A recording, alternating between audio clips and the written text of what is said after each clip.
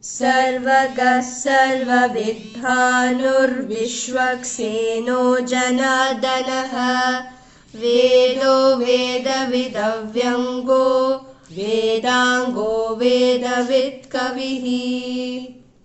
Sarvagaḥ. Ga means gamana, to move, to go. In Sanskrit also ga is there, even in English go starts with G only. So wherever ga comes, it means to move forward. Forward and higher we must move always. That is the meaning of Ganga. We say Ma Ganga. What is the meaning of her? Oh, she is the name. It's the name of the river that we, of course, we all worship her. But what is the meaning of Ganga? We should know.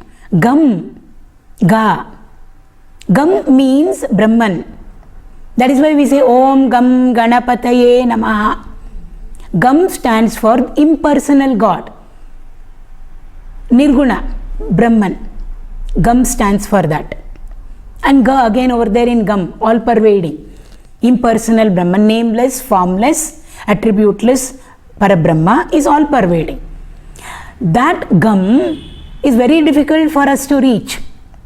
And therefore what do? We give him a form, we give him a name, we give some qualities, we attribute some qualities to him, and then we have some beautiful stories around him. And that is Ganapathi for us. He's got a name, he's got a form, he's got so many qualities around him. We enumerate qualities. Ganapathi's qualities are not Krishna's, Krishna's qualities are not Shiva's. And then each god has got his own beautiful stories over there. Katha is there. And again we must remember, all of them are mystical incidents which come in our Puranas. Means they mean more than what meets our eyes and our ears. Story is there for the children. But what does it suggest to me? So every incident and every story over there indicates to us our inner spiritual yatra. We should know how to open it up and understand it as it should be understood. A musician saint very beautifully has written a song on Ganapathi in Tamil. He says, Tattva Mariya Tarama, Mooladhara Unadu Tattva Mariya Tarama. Mooladhara Ganapathi. He is the one seated in the Mooladhara Chakra. Why? Right in the beginning. Adi, he is the one whom we first worship for any undertaking. Therefore, where is he? He is not on the top chakra, he is there down over there. The 7 Tirumala hills represent the chakras for us. Lord is there on top. Before we start our journey on the Tirumala hills, right down at the base is Ganapathi. We invoke him and then start our journey. It's a difficult journey. Now they made it, there are different, earlier there was only one ghat road. So going up and coming down, very difficult it used to be with the hairpin bends. Now they made it little more easy there.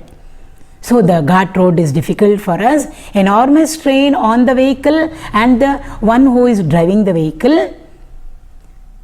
And then ups are there, downs are there, curves are there. We have to maneuver them all very beautifully to reach the top. Therefore, we need Ganapathi's blessings over there. Therefore, Ganapathi has been installed over there. So everybody gets down, worships him, prays to him, and then only moves up. All of them have got a significance. Anything we pick up, whether it is a mountain or a tree or a river, anything. So he says, Tattva Mariya Tarama, is it possible for me to understand you as you should be understood? Very difficult. Therefore, what do? We give him a form over there. Because mind, it's very easy with our mind to connect with a form, with a name, with quality. Because we are all at that level. We have a name, we have form, we have qualities, and of course we have activities. So in our image we see him. So Ganapataye, from the impersonal to the personal. Even over here, when we are doing the Vishnu Sahasranama, we are seeing there is a word meaning and there is an inner meaning also there. So there is a personal meaning over there, in the sense it is applicable to a name and a form, and there is an impersonal significance or suggestion also there. In each and every name, whichever Sahasranama, It is not only Vishnu Sahasranama, all Sahasranamas. So Ganga. Gam means Brahman. Brahman means knowledge she represents. She represents the highest knowledge, spiritual knowledge for us. Gam. Ga means to move. Knowledge should always flow. Anything that is still standing, stagnant, is not good for use at all. Lake waters, tank waters, after some time we can't use it unless we refine it, we purify it. Stagnant water is not good for use. Flowing it should be. Everything in the universe flows. It's good. Whatever comes to us, it has flowed from point A to us. And from us again it should move.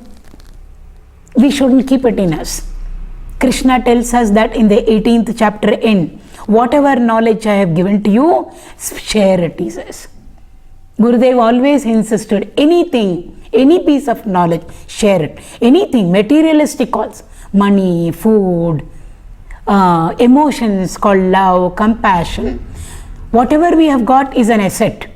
Don't keep it just like that. Lock it up.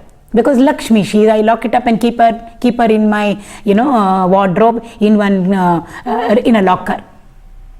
We should allow free flow. Then only it's healthy for the society, healthy for us also. Why? When there is movement from our side to the other side, from that side also movement will come to us. It's like opening the windows. When air which is stagnant has moved away through this window, fresh air will come definitely from the other window. We can't say, oh, the air has moved away, now there is no air over here. No. Because nature abhors vacuum. So when we start sharing and giving, things will come to us. So Ganga, therefore, she represents the eternal flow of knowledge. From where? From Sadashiva Samarambha. Just now Guru Purnima we finished. So that is the day on which we prostrate and acknowledge and express our gratitude to the entire hierarchy of Gurus. Guru Parampara Vandana on that day. So not only spiritual Gurus, every Guru, starting from mother, father, because they taught us how to eat, how to sit, how to walk, how to wear clothes, how to do small things at home. We needed a Guru there. So first Guru is mother, then next Guru is father, then comes our teacher. That is the day very nicely we can say thanks to all our teachers starting from our nursery class, whether we meet them or not. If we meet them, okay. But we can just send out a thank you and express our gratitude to all of them who have made us what we are today. It's a very, very beautiful feeling. So much of expansion we will feel then. That Ga. So Ganga, mother, knowledge.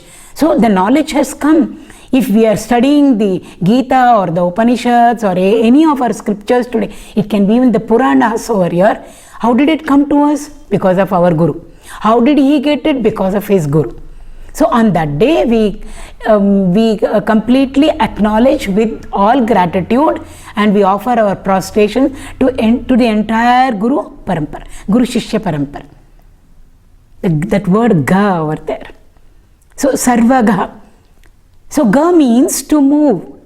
He who goes everywhere. Where does he go? Sarva means everywhere. Meaning Bhagavan is there. He moves in all directions. Simultaneously he moves. If he simultaneously moves in all directions, it means he is all pervading. That's all it is. So he is here, he is there, he is everywhere. So all directions he is there. All heights, altitudes he is there. Where is he not? A very beautiful illustration of this in Kanakadasa's story.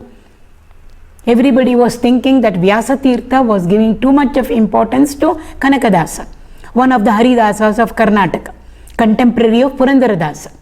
Because he belonged to the scheduled tribe, shepherd community.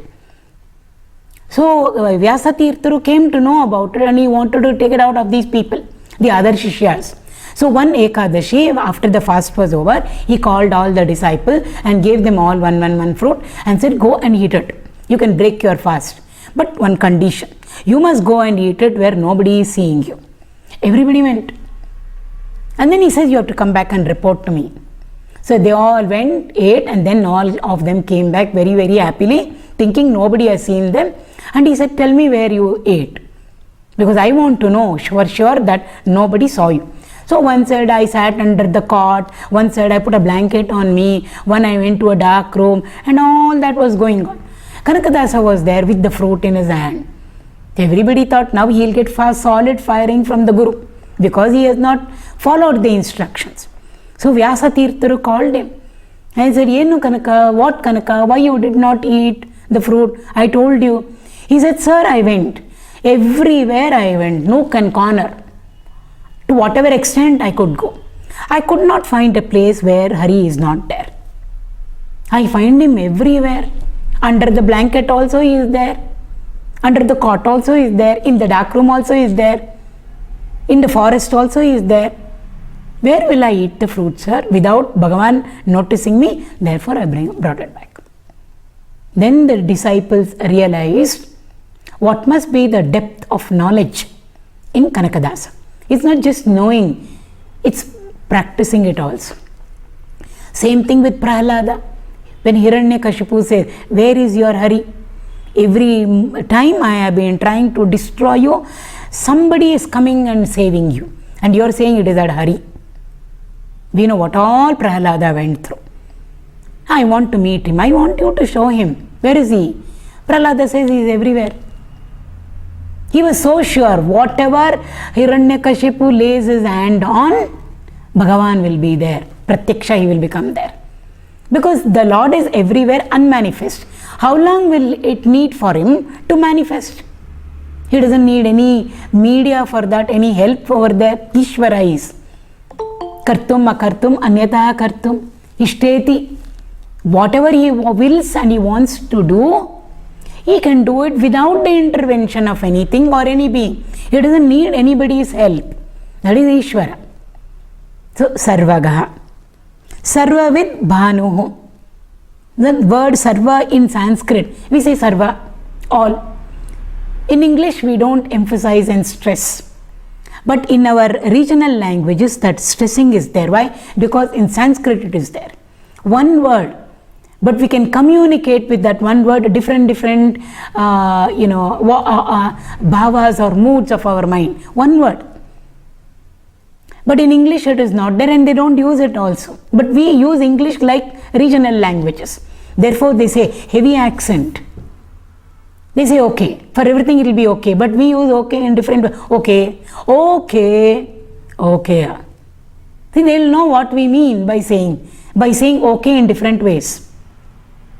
So that is there. And how did it come in our languages? From Sanskrit it has come. So when we say all, we have to say all over there. We say all. All means okay, everything. A capital, L capital, double underline it is. Sarva. Nothing excluded, all inclusive is the meaning of that word sarva over there. So sarvavit, with means to know. So sarvavit means to know, means what? To know knowledge, obviously. So sarvavit means he is the one who knows everything. All knowledge is Bhagavan's. There is nothing that he doesn't know. Sarvavit. Then Bhanuhu means, Bha means light. So Sarvavit Bhanuhu means he is the most effulgent, he is the most luminous. We always liken knowledge to light and light to knowledge. Because without light we can't transact. There is a key on the table. Go and get it, somebody says, but I can't see it. We may say it is not there. It is there. In reality it is there, but the light is not there. So only when light is there we can transact. Similarly, when there is knowledge alone, we can transact, whether it is materialistic or spiritual. We need our degrees also for our livelihood. So therefore, in that sense, Sarvavit Bhanuho means the light of knowledge. Here we are talking spiritual, all knowledge. Why? All knowledges come from that one knowledge. He stands for the knowledge, the principle of knowledge. From the principle of knowledge, all other knowledges come. they diversify, they branch out, branch out, branch out. By the time they come to us, there are so many branches. So from our side, reverse if we go, all the branches of knowledge start to converge. Even in physics, we say electricity, magnetism, light, this, that, so many are there. As we go up, magnetic effect of current. Electromagnetism. So electricity and magnetism, we are bringing it together. A little more higher. We go physical chemistry, physics and chemistry. Biology and physics, biophysics. Physical chemistry, mathematical physics, mathematics and physics, they always go together. Slowly they'll start merging one into the other. Finally, we will come to one knowledge. From that one principle of knowledge, all knowledges have come out. That is what the Lord stands for. He is the substratum. He is like an ocean of knowledge.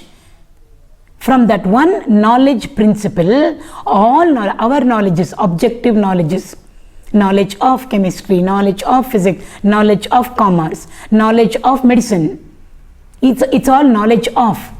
All those knowledges have come. But that knowledge which Bhagavan represents is not knowledge of. He stands for knowledge, the knowing principle. Because he is there in us, we know. He is the 13th chapter of the Bhagavad Gita. Jyotisham api tad jyotihi tamasap paramuchyate. I am the light of all lights, beyond darkness. Arjuna is what Krishna says over. Light of all lights means what? We have got so many lights. But let's come to the natural sources of light. Only 5. There is no 6th. Sun, moon, stars, lightning, fire. So these 4 sources of light, we can see them, we can interact with them. They are perceptible to us, they are not imperceptible. I am the one who is there behind them, I shine, and therefore in my light they shine, is what Bhagavan says. Upanishad, Kata Upanishad, Mundaka Upanishad, Natatro, immediately it's not come. We use that for our arti. Natatra suryo bhati na chandratarkam. There where the sun cannot shine, there where the moon cannot shine, stars cannot shine. Shine means cannot brighten up. Fire cannot brighten up, or the lightning cannot brighten up. That light I am, says the Lord. That inner subjective light without any properties is what Sarvavit vidbhānur stands for. That inner light in everything and in every being. Inner subjective light. Light without properties, because all these natural sources of light have properties. So he is there behind the sun, behind the moon, behind the stars, behind fire, behind the lightning. Again 7th chapter Bhagavan says, I lend light to sun, I lend light to the moon and to the fire. If fire is bright, it's because of my light. If I move away from fire, fire is not fire.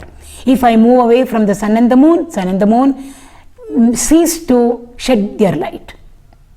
That light I am. Jyotisham api tad jyoti. Antar jyotihi, bahir jyotihi. Everywhere it is light and light and light. Where is there darkness? Beyond darkness Bhagavan is. That light is what is being indicated over here.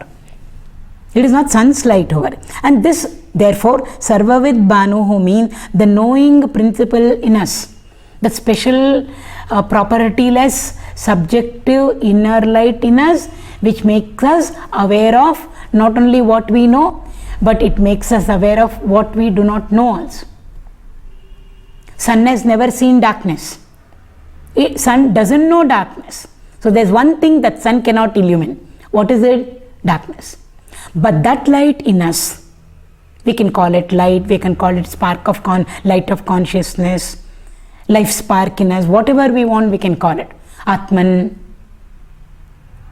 That light that is there in us knows all that we know. We know our physics, we know our chemistry, we know this, we know that, we know so many things. And it also knows what we do not know. So it shines. We know it's light now, daylight over here, evening, 4 to 5 class. And when it becomes dark, we say, I see darkness. I see darkness outside. How can we see darkness? There must be some light because of which we were able to see the darkness. What is that light? It's not like the sun's light. Because if the sun comes, the darkness will go away. So there is a special light in us, far removed from our concept of light and darkness, which can illuminate both our daytime and our nighttime. Therefore, we say, I see brightness in my room. I see darkness in my room. It's a special light that knows what we know and also knows what we do not know. Simple. I know how to make paisam. Do you know how to make barfi? I'm just giving an example. No. How do you know that you do not know? With what light did we see? Did we become aware that I do not know how to make barfi and I know how to make paisam? There is some special light in us which lit up our areas of knowledge and it lit up our areas of ignorance. It knows what exists and it also knows what does not exist. Is the paper on the table? Yes. Why? I see it. Is the paper on the table? No. When the paper is not there, how do you know? I know. Means non-existence of the paper also I know. On the table. Existence of the paper also I know. Both. So on that side it is two.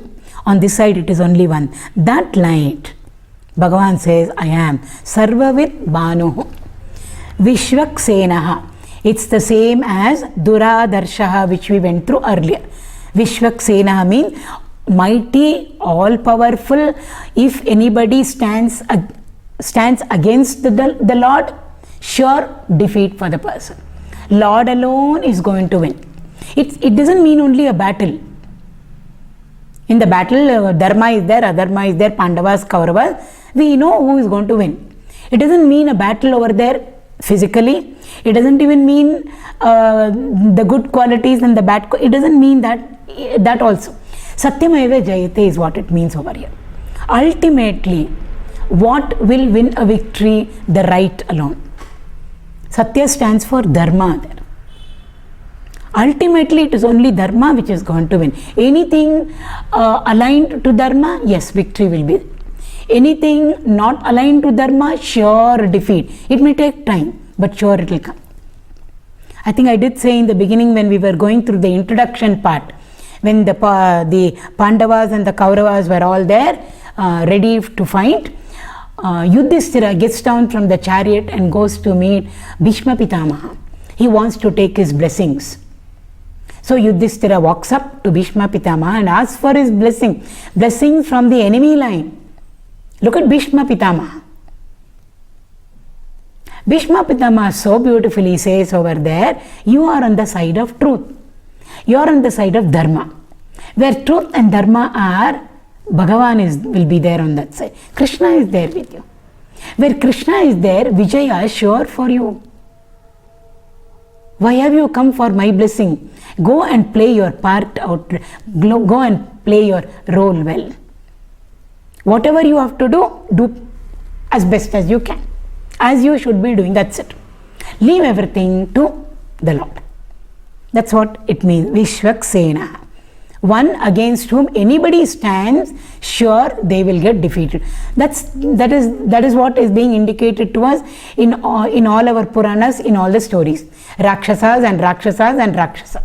Rama, either it can be Krishna, it can be Shiva, it can be, or Devi, it can be. They all are Viṣvaksēnō, standing on the side of Dharma and on the truth, and on the right side. Therefore, we find all the Rakshasas collapsing. In spite of their might, their strength, they are so powerful, and all the boons that they have got. Each one of them does tapas, and they ask for impossible boons. And Bhagavan says, okay also. But in spite of it, they lose. They are defeated. They are annihilated. Why? They are standing on the side of adharma. As simple as that. So, Viṣvaksēnō, janārdanaḥ, ardayati means to give. Jana means people.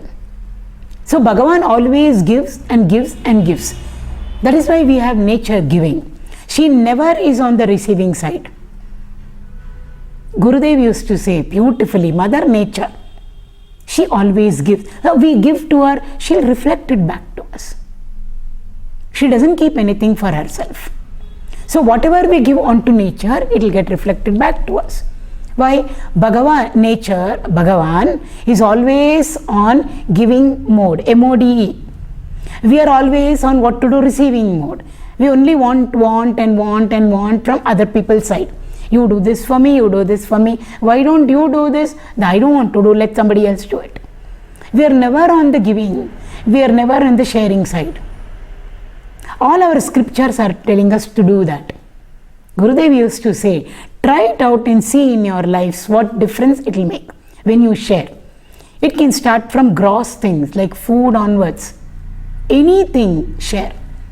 All of us would have been given more than enough in our lives.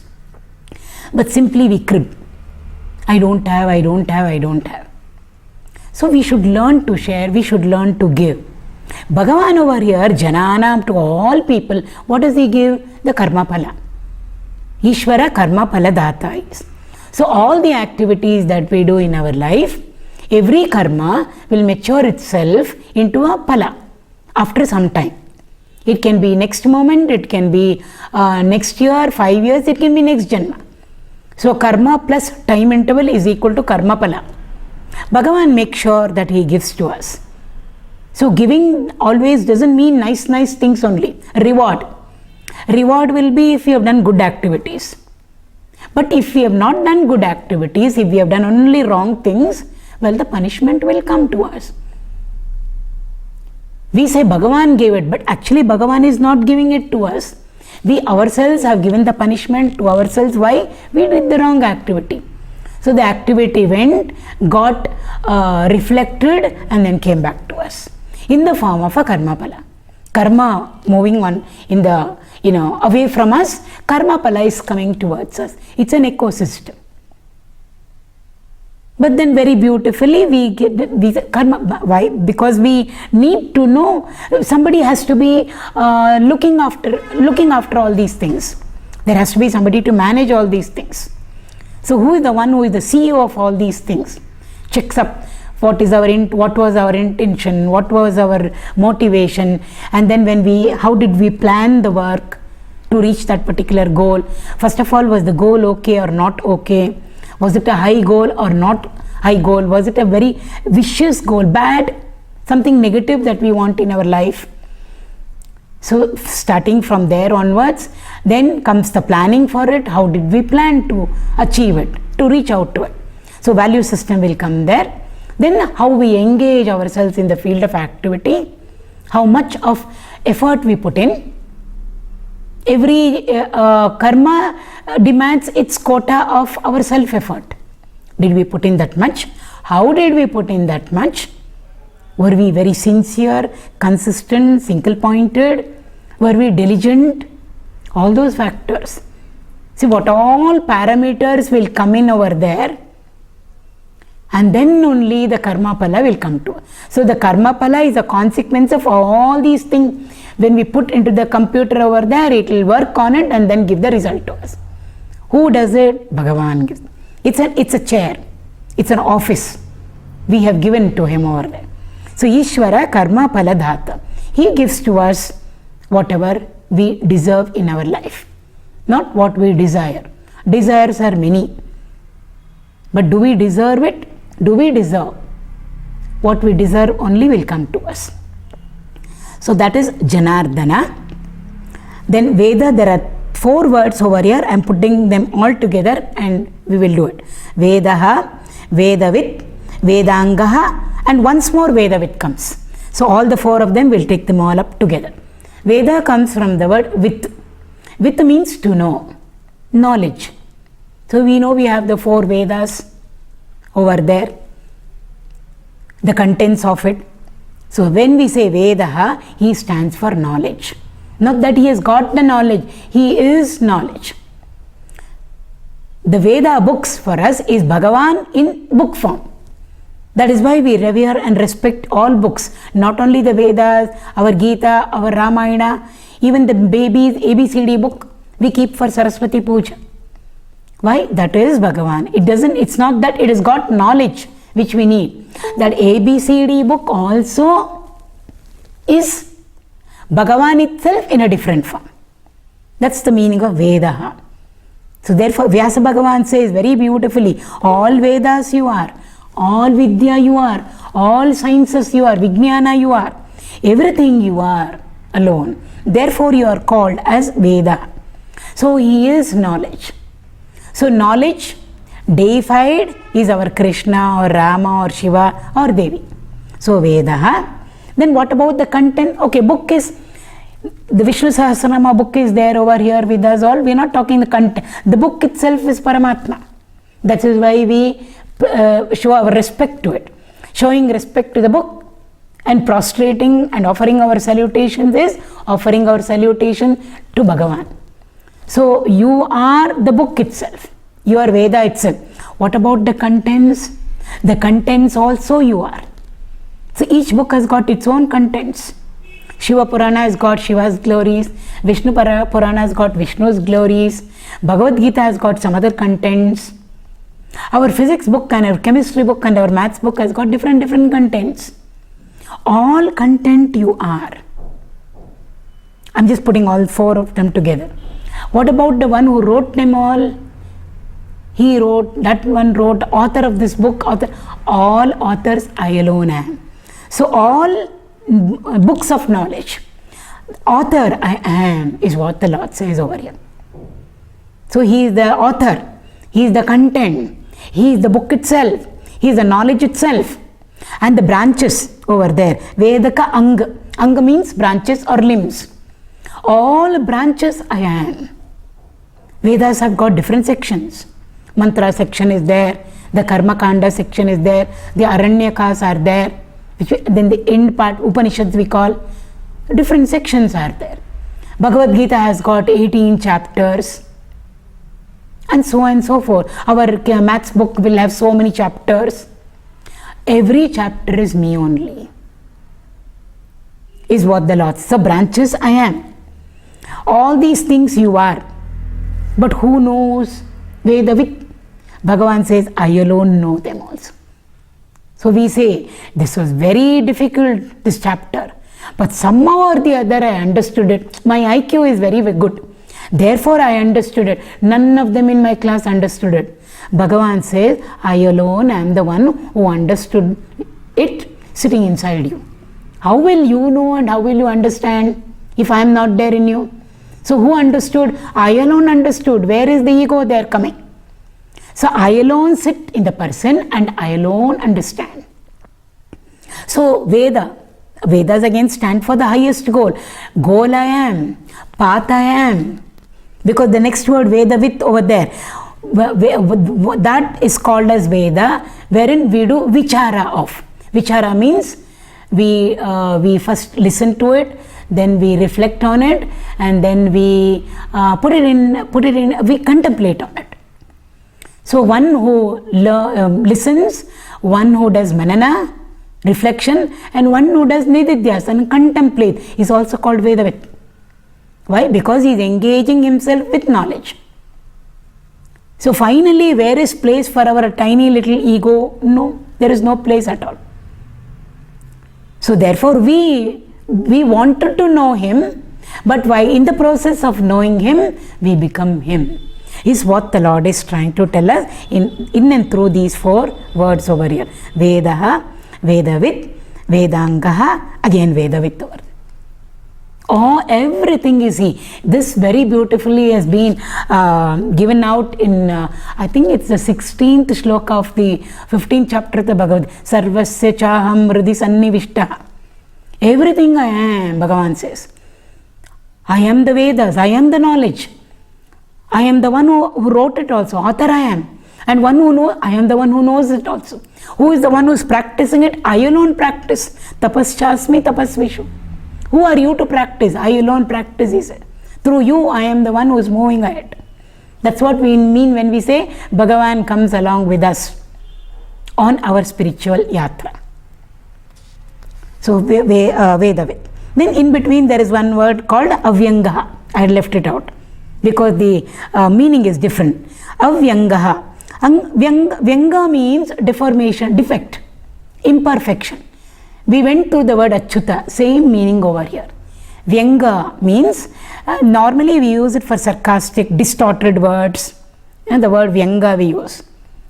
Crookedness or distortion, imperfection, not okay, limited, conditioned, is indicated by the word vyanga. Avyanga means completely opposite of it. So one who is the all perfect. In him there are no imperfections whatsoever.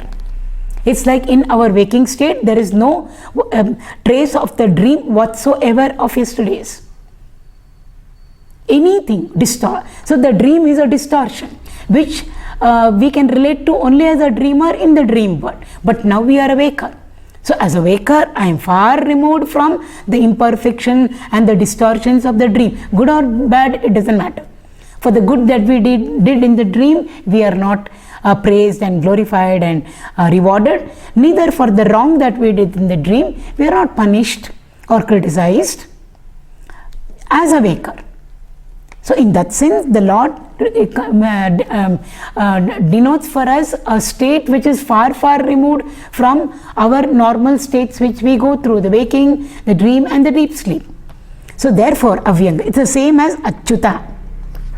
Avyanga, kavihi, the last word of this shloka. Kavi means poet, we know that. Seer. But here it should be used as seer, capital S-E-E-R. One who sees is a seer. What does he see? Why? But that we use for a poet also. Because a poet sees more than what we see and hears more than what we hear. Therefore a poem comes out of him. So a man of realization or Bhagavan himself is one who sees more than what we see and hears more than what we hear. We see the world of plurality. Master doesn't see the world of plurality at all. In and through the world of plurality, he sees ekatva. One without a second he sees. Means he is seeing something more than what we see. We hear the noise around us and about us. The gross sound we hear. Provided it is in the audible range. Master hears beyond that. Gurudev used to say, quieten your mind and listen. You can hear Krishna's flute. We can hear Saraswati's Dashavida Nadava Kelo Jivaya Ninu Dariyalli Nintu Nodo Jivaya. There is a song. 10 types of celestial nadas are there. I believe. We can't hear anything. All that we hear is the car moving over there or some noise somewhere in around us and about us. Distant sound also we cannot hear. So therefore Kavihi here stands for a man of realization. And where Va is there, we can use Pa. So Kapi. Ka means again Sukham, bliss. Pi, Pibantam. One who is reveling and reveling and reveling in that blissful state which he has reached. He is called as a Kapi or he is called as a Kavi. Another meaning in the 10th chapter of the Bhagavad Gita, Bhagavan says, Kavinam Ushana Kavihe. See, amongst we know Kavi also means poet. Poetry is art. So for all art forms, who is the presiding deity? Shukracharya, Venus planet, is the presiding deity. So in anybody's horoscope, if Venus is very strong, Shukra, Graha, planet is very strong, we find invariably they are inclined towards art forms. It can be anything, music, dance, drama, painting, sculpturing, poetry writing, essay writing, any of the art forms. So amongst all the artists, Bhagavan says, I am Shukracharya himself. Oh, Kavihi.